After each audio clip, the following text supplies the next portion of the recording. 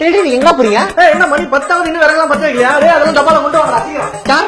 என்னடா எங்கடா போறீங்க? மாப்பிள போன தடவை சின்ன பக்கெட் எடுத்துன்னு வந்துட்டேன். இந்த தடவை பெரிய பக்கெட் ஃபுல்லா பீஸா போட்டு இருக்கு. நான் எப்படி உங்களுக்கு கொடுக்குறேன்னு சொன்னேன்? மாப்பிள்ள என்ன மாசம் நின்றுட்டு இருக்க? ரம்ஜான் என்ன வருஷம் 4 தடவை வருது, ஒரு தடவை வருது. நம்ம வீட்டு விசேஷம், நம்ம தான் எல்லாம் செய்யணும். போ என் வீடு தானே இது. குறுக்கா நின்றுட்டு இருக்க ஆளுலாம் நிறைய பேர் வந்துகிட்டே இருக்காங்க. என் வீடு இது. மாப்பிள பிரியாணி லேட்டா உங்களுக்கு டிவியை போட்டு பாப்போம். சார் முஸ்லீம் வீட்டுல போய் சாப்பிடுறவங்க ஒரு இந்துவே கிடையாது sir. Is an anti Indian sir. Prime minister மட்டும் எக்ஸப்ஷனல் சார். நீயாடா கோமாளி? மாப்பிள்ள பிரியாணி ரெடியா?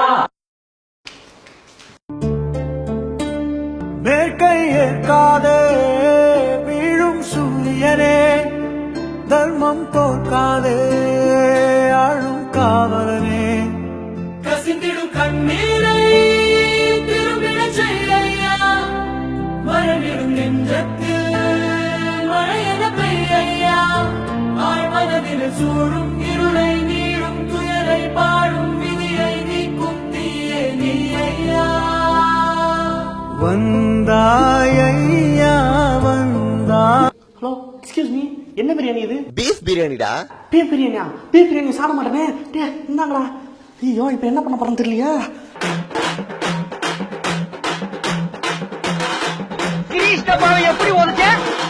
இந்த வீடியோ பிரியாணி பத்தி இருந்தாலும் நாங்க பேச போறது வேற ஒரு விஷயத்த பத்தி. நம்ம கிட்ட இருக்கிறத இல்லாதவங்களுக்கு கொடுத்து உதவணுங்கிற ஈகை பண்பை வளர்க்கும் நாளாகத்தான் ரமலான் இருக்கு. அந்த பண்பு வெளிப்படுத்தும் விதத்தில் தான் நம்ம ஊர்ல எப்ப என்ன பிரச்சனை நடந்தாலும் முதலாளா வந்து உதவி செய்யறது நம்ம இஸ்லாமிய சகோதரர்கள் மட்டும்தான். சுனாமி வந்த போதும் சரி, வெள்ளம் புயல்னு ஆரம்பிச்சு ஜல்லிக்கட்டு போராட்டம் வரைக்கும் நமக்கு அந்த நேரத்துல தேவையான உணவு, உடை, இருப்பிடம் கொடுத்து நம்ம கூட கைகோர்த்து நின்னது நம்ம இஸ்லாமிய சகோதரர்கள் மட்டும்தான். இஸ்லாமியர்கள் மேல தீவிரவாத சாயம் பூசுறது எல்லா நாட்டிலையும் நடந்துட்டு இருக்கு. இஸ்லாமிய மதம் தோன்றி 10,000 வருடங்கள் ஆகுது. ஆனா தீவிரவாதம் அப்படிங்கிற ஒரு விஷயம் வெறும் 60 வருடமா தான் இருக்கு. அத்தனை 1000 வருஷமா இல்லாத அந்த தீவிரவாதம் எப்படி 60 வருஷத்துல வந்துச்சு? கொஞ்சம் யோசிங்க. இதுல தீவிரவாதத்தை நான் அடிக்க போறேன்னு அமெரிக்கா கங்கணம் கட்டிட்டு தெரியுது. உலகத்துல யாருக்குமே இல்லாத அக்கறை அமெரிக்காவுக்கு எதற்கு? இதுலயே புரிஞ்சிடும் ஒரு சில வல்லாதிக்க நாடுகள் தங்களோட சுயலாபத்திற்காக இஸ்லாமியர்கள் மேல தீவிரவாத சாயத்தை பூசி உள்நாட்டு போர்களை தூண்டிவிட்டு நம்மளையும் முட்டாளாக்கி அவங்க செய்யறதுதான் சரின்னு நம்மள நம்ப வச்சிட்டு இருக்காங்க. இங்கதான் இப்படின்னா ஸ்போர்ட்ஸ்ல இந்தியா பாகிஸ்தான் விளையாடுற மேட்ச்ல ஏதோ போர் நடக்கிற ரேஞ்சுக்கு டிவி சேனல் அவங்க சுயலாபத்திற்காக பில்டப் கொடுக்குறாங்க. இது சாதாரண மேட்சியா? இன்னைக்கு அவங்க ஜெயிப்பாங்க, நாளைக்கு நாம ஜெயிக்க போறோம். தெரிஞ்சோ தெரியாமலோ நம்ம மேல டிசம்பர் 8ங்கிற கரை பறிஞ்சிருக்கு. அதனால இஸ்லாமிய சகோதரர்களுக்கு மன கஷ்டத்தை கொடுத்துட்டோம். அதை போக்க வேண்டியது நம்மளோட கடமை. ஒவ்வொரு மனுஷனுக்கும் வேறு வேறு கடவுள் இருக்கலாம். ஆனா எல்லா கடவுளுக்கும் மனுஷன்றது ஒண்ணுதான்.